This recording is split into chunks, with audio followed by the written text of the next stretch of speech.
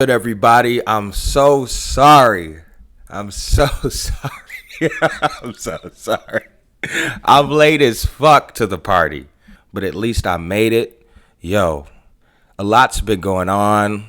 I'll talk about that a little bit, but this episode today is going to be about the Buffalo Soldiers and their awesome achievements and the different things that black people have done in this country, in the military, actually, what I meant to say, and how that affects us today. Also, certain events that happened in the past that we may or may not know.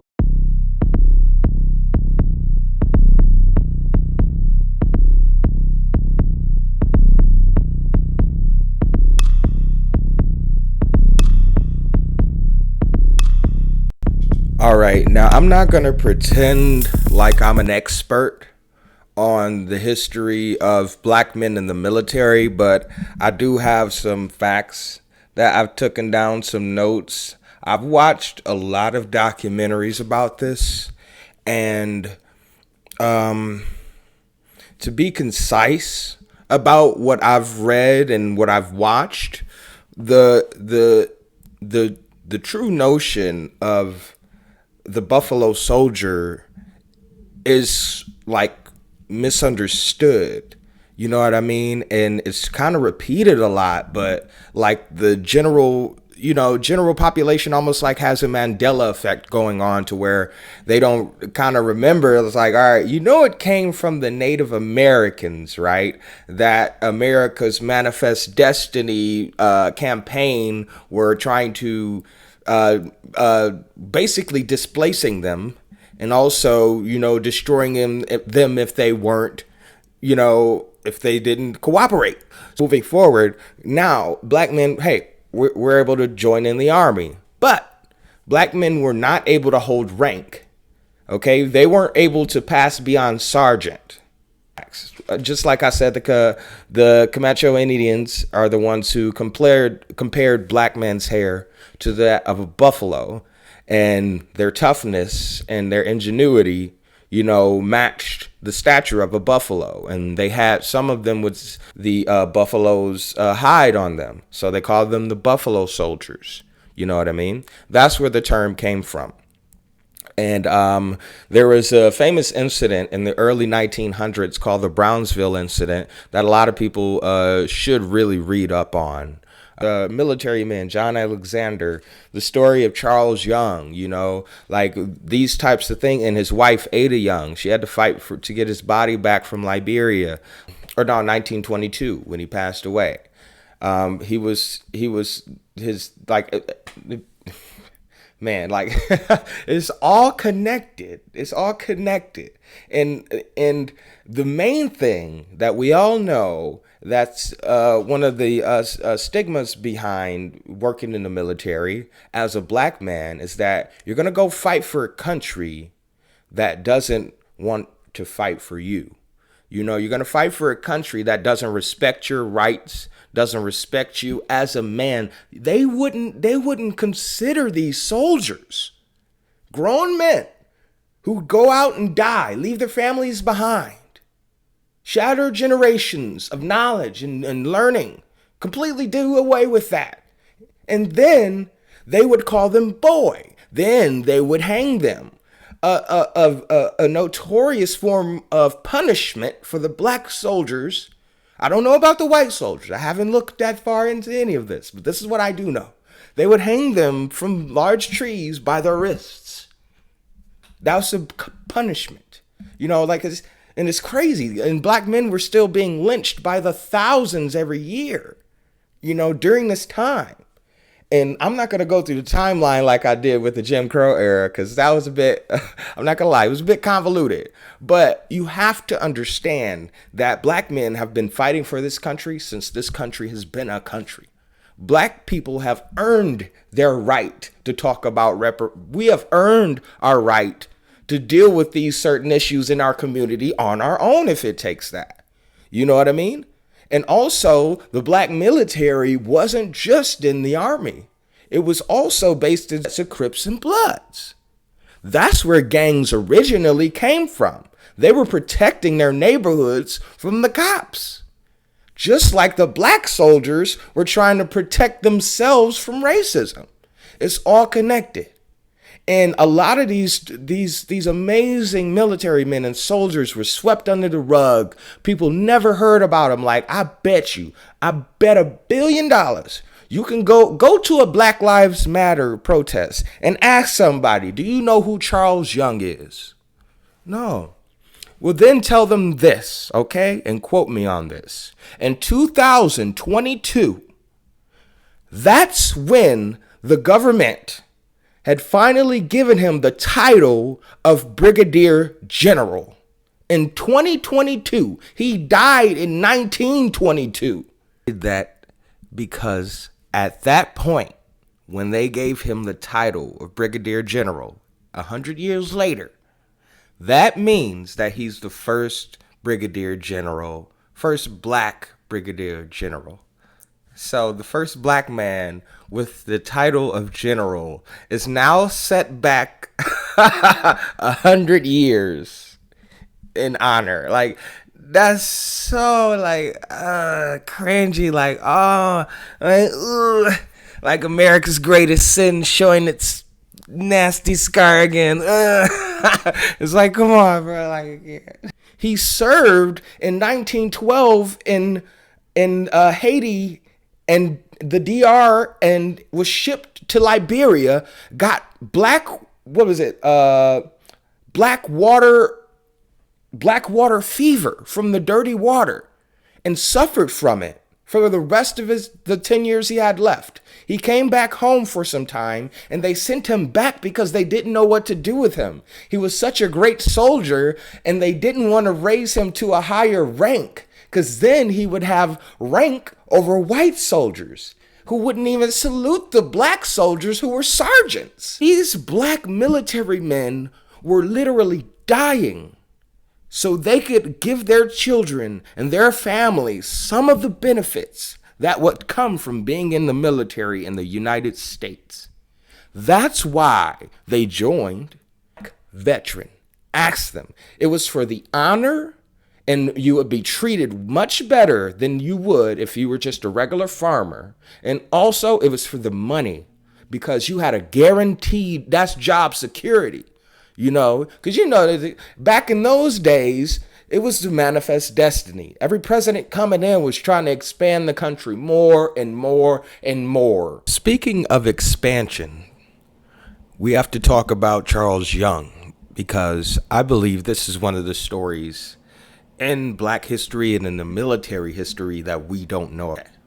1904, Charles Young was assigned to Haiti as an attaché, or a military intelligence officer, because in 1904, that's when the military intelligence department in the United States was formed. And he was one of the best officers that they had, and they didn't know what to do with him. So they had him go to Port-au-Prince, Haiti, to gather information on conduct intelligence on different groups in Haiti to help identify forces that might destabilize that government. So he served there for 3 years, and then in 1908 he was sent to the Philippines. Now what's interesting is that he actually saw slaves there being owned by black people. So as a reporter and as a journalist, I have to give you the truth, okay? And that's the truth. So there were still slaves all over the world, okay? America isn't exclusive to that. But the thing is that the black people who were having the slaves, the intelligence that he gathered stated that, wait, these people are civilized just like the people in America, but they still have black slaves too. So it's kind of like a weird dynamic that's going on. It's like, and I didn't read his actual journal or his actual report, but I encourage everyone to read that, because that's what I got out of it. You know what I mean? Especially watching that documentary and seeing that slave behind those black people. And it's like, whoa, this is the early 1900s. And that was a thing. It was very well known that black people who had received their freedom sometimes would own slaves themselves. in America. That's true. That's a fact because it was a part of the culture and it was a part of the classism. You were considered higher class if you did that. Let's break this down. We have America at the top of the pyramid, right? That we have the black soldiers who actually wanted to join. Also, we have the Native Americans on the western side of the country. Now, I'm taking it back before the Spanish American War. All right, let's go back a little bit further. Let me be clear. Okay, this is before the Native American destabilization in America happened, before anything else. Okay, after the Civil War, that's exactly what happened, and that's what sucks because not only did our American forefathers subjugate black people, they subjugated Native Americans and stole their land. Okay, and then they used black soldiers to do it. It is what it is. Yeah, they saw it as the manifest destiny. This land was theirs from sea to rising sea. You know, the land of the free, home of the brave. They wanted all of this to be theirs, and they would do from the Louisiana Purchase to basically the Western expansion, or what I like to call Western domination, to where they took all of the states and territories from Native Americans and Mexican people, and even to the point where the American Spanish War happened. So it's really connected. When you think about the Buffalo Soldiers, you have to think about the Native Americans. When you think about the American military, you have to think about the past and how it was formed, like the flanking method, like things and the roles that Native Americans as well played in those wars, and it wasn't always just fighting and things of that nature. Like it's so many different stories and history documentaries out there. I encourage everyone to please go check them out. Okay, I do this because it's very fun to me, and I love learning about information and finding out these crazy fringe facts and pieces of information that people may not know, and the rhetoric we hear today, whether it's red pill, blue pill, whoever, whatnot. Everybody has a mic nowadays, all right? I've been holding the mic since I was 7 years old. I'm 31, so I got the right to do this. I know what I'm doing. Check this out, man. A lot of people around the internet sphere, okay, they have their ideas. Oh, black men. Oh, white men. Oh, this, oh, that. Okay, listen. It ain't the white man's fault. It ain't the black people's. It's because of this. No, we're all human. Everybody's trying to make it. We're all trying to solve a problem every day. And if you're good enough to do it, you're going to solve that problem. If not, then find out how to be good enough. Find out how to do better.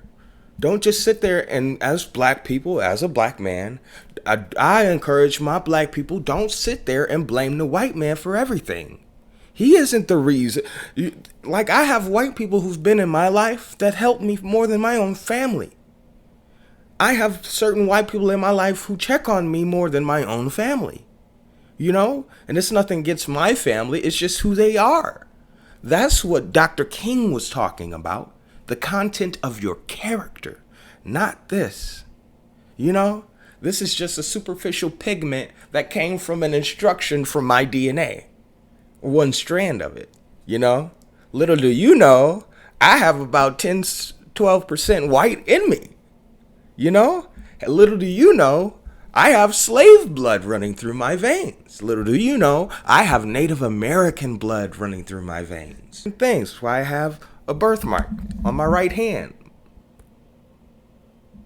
Like, can you see it? Oh, there it goes. My son shares this with me, and they say the birthmark, it's said to come from ancient lineage from Africa. That's what they say. I don't know. Don't quote me on that. For real though. Oh man, but it's yeah. So I encourage people, don't sit there and listen to black this, white that, white man this, black Israelite that. Come on, man. Do your own research. Don't just listen to Kanye crazy ass and call it facts. No, bro. Don't just listen to Blueface and all that, and think that's cool. Don't watch the Housewives of Atlanta or what the fuck in Love and Hip Hop. It's like what is going on? I urge you to go watch the Buffalo Soldiers. Learn about where you may have come from. Learn that they are still out here representing for the Buffalo Soldiers and how they were treated so badly by this country. So badly while fighting for this country. I mean, generation after generation. You name a war, black men fought in it while being discriminated against. Black people and white people weren't even integrated until the Vietnam War. We've had so many, and that's in the late 60s when the Vietnam War, I believe it's 67 when it, don't quote me, I'm going to put it up there. But dog, 1967, that's more than 100 years. And they still didn't have their equal rights. They still weren't treated fairly. Now, let me correct myself. They did have their equal rights because the Civil Rights Act was signed. But 1967, that's a year before Dr. King was assassinated. So that gives you the answer itself, okay? And then you tell me, how many years ago was 1968? Okay? Tell me how long ago that was. And then you tell me why, as a black man, I should get over it. How many years ago was that? Oh, no. How many years ago was the Emmett? No.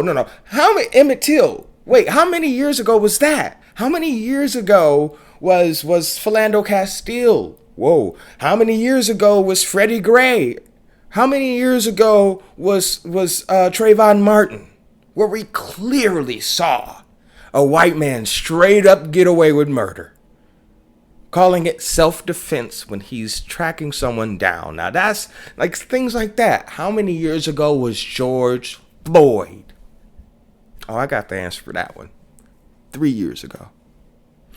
And to be truly in my journalistic fashion here, that cop who murdered him directly was sentenced to prison.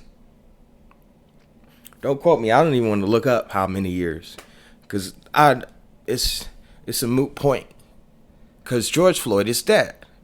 Do I believe he's some sort of icon or No, he was just a regular man that happened to be a martyr for people who look like me, to be a message to people who don't, so they can know what it is to be like me.